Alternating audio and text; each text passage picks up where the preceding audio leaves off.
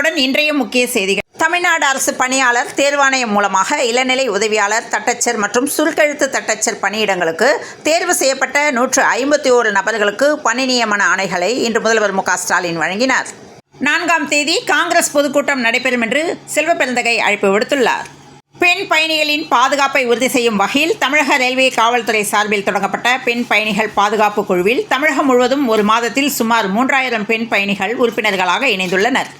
கடலூர் மாவட்டம் பண்ருட்டி அருகே போலி ஆவணம் தயாரித்து பத்திரப்பதிவு செய்த சர்பதிவாளர் உட்பட 5 பேர் மீது வழக்கு பதிவு தொடரப்பட்டுள்ளது. CBSE தேர்வு முடிவு பெற்ற நிலையில் இன்னும் ஓரிரு நாட்களில் தேர்வு முடிவுகள் வெளியாகும் என்று CBSE சார்பில் கூறப்படுகிறது. இந்நிலையில் 3, 5, 8ஆம் வகுப்புகளில் குறைந்த மதிப்பெண் பெற்றால் ஃபெயில் என்ற தகவல் தெரிவித்த நிலையில் CBSE நடவடிக்கைக்கு அமைச்சர் எதிர்ப்பு தெரிவித்துள்ளார். திருவண்ணாமலையார் கோயிலில் ஆண்டுதோறும் சித்ரா பௌர்ணமி நாளில் லட்சக்கணக்கில் பக்தர்கள் வருகை தந்து கிரிவலம் செய்வது வழக்கம். இந்நிலையில் சித்ரா பௌர்ணமி திருவண்ணாமலைக்கு 20 லட்சம் பேர் வருவார்கள் என எதிர்பார்க்கப்படுகிறது. சென்னையை அடுத்த நசரத்பேட்டையில் சட்டவிரோதமாக தங்கியிருந்த வங்கதேசத்தை சேர்ந்த 8 பேர் கைது செய்யப்பட்டனர். இந்தியா கூட்டணியும் திமுகவும் ஜாதிவாரி கணக்கெடுப்புக்கு எந்தவித முயற்சிகளையும் மேற்கொள்ளவில்லை என பிற்படுத்தப்பட்ட சமுதாயத்தினரின் உரிமைக்கான கூட்டமைப்பினரின் தலைவர் ரத்ன சபாபதி கோவையில் தெரிவித்துள்ளார். வழக்கறிஞர்கள் தொழில் தொடர்பாக விளம்பரம் செய்யக்கூடாது என்று தமிழ்நாடு மற்றும் புதுச்சேரி பார் கவுன்சில் எச்சரிக்கை விடுத்துள்ளது. தமிழ்நாடு அங்கன்வாடி ஊழியர்கள் மற்றும் உதவியாளர் சங்கம் சார்பில் தமிழ்நாடு முழுவதும் மாவட்ட தலைநகரங்களில் கண்டன ஆர்ப்பாட்டம் நடந்தது. கடலூர் மாவட்டத்தை சேர்ந்த 19 வயது மாணவி ஒருவர் சென்னையில் உள்ள கல்லூரி ஒன்றில் படித்து வருகிறார். இவர் தாழம்பூர் காவல் நிலையம் பின்புறத்தில் உள்ள விடுதியில் தங்கியிருந்தார். மாணவியை சந்திக்க அவரின் உறவினரான ரத்தினகுமார் வயது 25 என்பவர் விடுதிக்கு வந்திருந்தார். இருவரும் விடுதியின் முன்பு பேசிக் கொண்டிருந்த போது இருவருக்கும் இடையே திடீரென வாக்குவாதம் ஏற்பட்டது. இதில் ஆத்திரமடைந்த ரத்தினகுமார் கல்லூரி மாணவியின் மீது பெட்ரோலை ஊற்றி தீ வைத்துள்ளார். அதனால் மாணவி காப்பாற்றுங்கள் என அலறி துடித்தார். அதை பார்த்தவர்கள் அங்கு ஓடி வந்த நிலையில் ரத்தினகுமார் அங்கிருந்து தப்பி ஓடிவிட்டார். பின்னர் தீயை அணைத்த அப்பகுதி மக்கள் மாணவியை அங்குள்ள தனியார் மருத்துவமனைக்கு அழைத்து சென்றனர். அங்கு அவருக்கு தீவிர சிகிச்சை அளிக்கப்பட்டு வருகிறது. தனது உயிருக்கு அச்சுறுத்தல் இருப்பதாக ஓய்வு பெற்ற IAS அதிகாரி சகாயம் தெரிவித்திருப்பது அதிர்ச்சியை ஏற்படுத்தியுள்ளது. பிரபல மலையாள நடிகர் விஷ்ணு பிரசாத் கல்லீரல் பிரச்சனை காரணமாக இன்று அதிகாலை காலமானார். விஷ்ணு பிரசாத் மலையாள தொலைக்காட்சி தொடர்கள் மற்றும் படங்களில் தனது சக்தி வாய்ந்த வில்லன் வேடங்களுக்கு மிகவும் பிரபலமானவர். ஈரோடு மாவட்டம் சிவகிரி அருகே விலாங்காட்டு வலச கிராமத்தில் தனியாக வசித்து வந்த ராமசாமி, பாக்கியம் தம்பதியினர் படுகொலை செய்யப்பட்டு 15 சவரன் நகைகள் கொள்ளையடிக்கப்பட்ட சம்பவம் பரபரப்பை ஏற்படுத்தியுள்ளது. ஈரோடு இரட்டை கொலை குறித்து காவல்துறை துரித நடவடிக்கை எடுக்க வேண்டும் என அமைச்சர் முத்துசாமி விளக்கம் தெரிவித்துள்ளார். தமிழ்நாட்டில் ஒவ்வொரு நாளும் சட்டம் ஒழுங்கு பிரச்சினை அதிகரித்து வருவதாக வானதி ஸ்ரீனிவாசன் பேசியுள்ளார். பெரம்பலூர் அருகே கொளத்தூரில் இன்று ஜல்லிக்கட்டு நடந்தது. இதில் 600 காளைகள் சீறி பாய்ந்தன. 350 வீரர்கள் போட்டி போட்டு காளைகளை அடக்கினர். பெரம்பலூர் மாவட்டம் ஆலந்தூர் தாலுகா கொளத்தூர் குப்பன் ஏரியில் முதல்வர் மு க ஸ்டாலின் பிறந்தநாள் விழாவை முன்னிட்டு ஜல்லிக்கட்டு போட்டி இன்று மே 2ஆம் தேதி நடந்துள்ளது.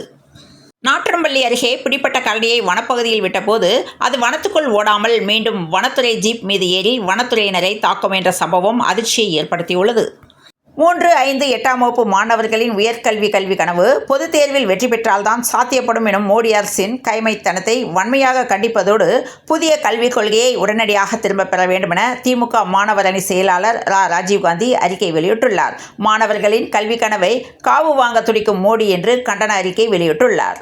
சமாதானபுரம் துணை மின் நிலையம் முருகன்குறிச்சி மின் பாதையில் சாலை விரிவாக்க பணிகள் நடைபெற உள்ளதால் பாளை மகளிர் காவல் நிலையம் முதல் முருகன்குறிச்சி சிக்னல் வரை திருச்செந்தூர் சாலை, பானை மார்க்கெட், மூலிகுளம், தெற்கு பஜார், கோபால்சாமி கோவில் பகுதிகள், சிவன் கோவில் பகுதிகள் உள்ளிட்ட பகுதிகளில் நாளை மின்தடை ஏற்படும் என்ற தகவல் வெளியானது. அரசு கோடை விடுமுறை வழங்கிய பிறகும் அங்கன்வாடி ஊழியர்கள் மற்றும் உதவியாளர்கள் சங்கத்தினர் காத்திருப்பு போராட்டம் நடத்துவது சட்ட விரோதமானது என்றும் குழந்தைகளின் நலனுக்கு எதிராக செயல்படும் அனைவரும் ஒழுங்கு நடவடிக்கைக்கு உட்படுத்தப்படுவர் என்றும் சமூக நலத்துறை அமைச்சர் கீதா ஜீவன் எச்சரித்துள்ளார். சுற்றுலா அழைத்து செல்வதாக கூறி ரூபாய் 13 லட்சம் மோசடி செய்ததாக சென்னையை சேர்ந்த 2 மீது வேலூரை சேர்ந்த மனோகர் தாஸ் என்பவர் கோயம்பேடு காவல் நிலையத்தில் புகார் அளித்திருந்தார். இந்நிலையில் தகவல் தொழில்நுட்பத்தில் காவல்துறை பின்தங்கியுள்ளதாக சென்னை உயர்நீதிமன்றம் வேதனை தெரிவித்துள்ளது. சென்னை அமைந்தகரை பகுதியில் சாலையில் திறந்து கிடந்த பாதாள சாக்கடையில் சிறுவன் ஒருவன் தவறி விழுந்த பரபரப்பு CCTV காட்சிகள் வெளியாகி அதிர்ச்சியை ஏற்படுத்தியுள்ளது. சென்னை அமைந்தகரை வெள்ளாளர் தெருவில் நச்சு வாயுக்கள் வெளியேறுவதற்காக பாதாள சாக்கடையானது திறந்து வைக்கப்பட்டதாக கூறப்படுகிறது. இந்நிலையில் தனது நண்பர்களுடன் கிரிக்கெட் விளையாடி கொண்டிருந்த ராஜன் சாலையில் சிறுவன் நடந்து சென்ற போது பாதாள சாக்கடையில் உள்ளே விழுந்துள்ளான். உடனடியாக அங்கிருந்தவர்கள் ஏணியை கொண்டு சிறுவனை மீட்டனர். உள்ளே அதிகப்படியான கழிவுநீர் இல்லாததால் சிறுவன் உயிர் தப்பியதாக அந்த அப்பகுதி மக்கள் தெரிவித்துள்ளனர். திமுக ஆட்சியில் யாருக்கும் பாதுகாப்பில்லை என தமிழக பாஜக தலைவர் நயினார் நாகேந்திரன் தெரிவித்துள்ளார். ப்ளீச்சிங் பவுடரில் முறைகேடு என புகார் வந்த நிலையில் இது என்ன பான்ஸ் பவுடரா என்று பிரஸ் மீட்டில் டென்ஷனான மேயர் பிரியாராஜன் பதில் கூறிய விதத்திற்கு பலரும் விமர்சனம் செய்துள்ளனர். தமிழில் பெயர் பலகை குறித்து வணிகர் சங்க பிரதிநிதிகளுடன் ஆலோசனை கூட்டத்தை சென்னை மாநகராட்சி நடத்தியது. மதுரை ஆதீனம் கார் விபத்து திட்டமிட்ட சதி என தர்மபுரம் ஆதீனம் திடுக்கிடும் புகார் ஒன்றை தெரிவித்துள்ளார். சேலம் மாவட்டம் ஓமலூரில் பேக்கரியில் வாங்கிய குளிர்பானத்தில் பல்லி மற்றும் அரணை அழுகிய நிலையில் மிதந்ததாக குற்றச்சாட்டு எழுந்த சம்பவம் பரபரப்பை ஏற்படுத்தியுள்ளது.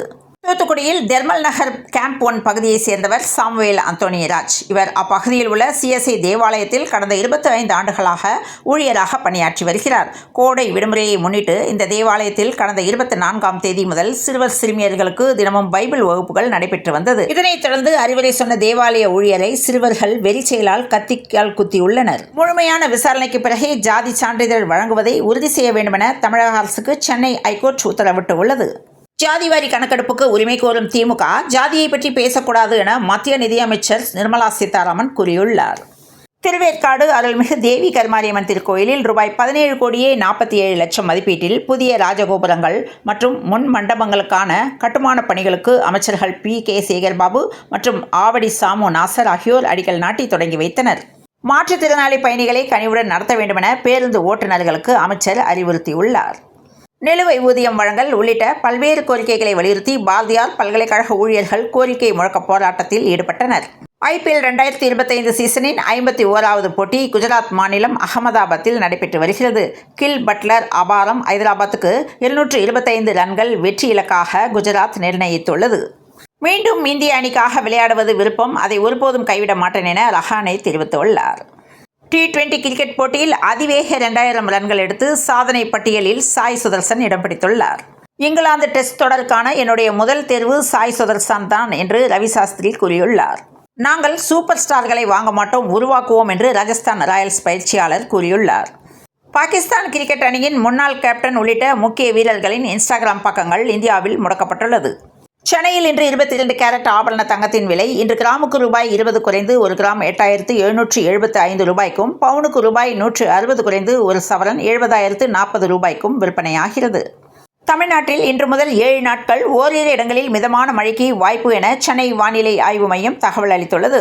சென்னையில் 100 டிகிரி ஃபாரன்ஹீட் வெயில் சுட்டெரிக்கும் எனவும், தமிழ்நாட்டில் அதிகபட்ச வெப்பநிலை 2 முதல் 3 டிகிரி செல்சியஸ் வரை அதிகரிக்கக்கூடும். மே 6 கோவை, நீலகிரி, மயிலாடுதுறை, நாகை, தஞ்சாவூர், திருவாரூர் மாவட்டங்களில் கனமழை பெய்ய வாய்ப்புள்ளதாக சென்னை வானிலை ஆய்வு மையம் தகவல் தெரிவித்துள்ளது. இத்துடன் இந்த செய்திகள் நிறைவடைந்தன. மீண்டும் நாளை காலை செய்தியில் சந்திப்போம். நன்றி, வணக்கம்.